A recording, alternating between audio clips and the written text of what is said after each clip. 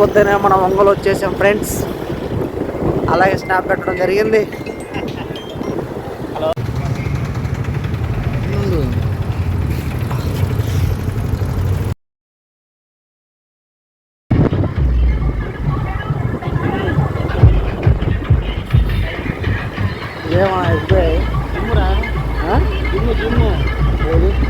పడితే అదే మనల్ని చాలా ఇబ్బంది పెడతాయి. కారు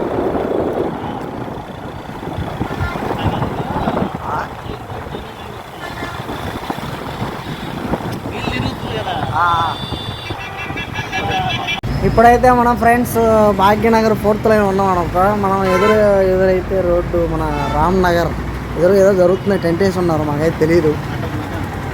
మటన్ షాప్ అన్నాడు మా ఫ్రెండ్. చూస్తాను నేను కూడా.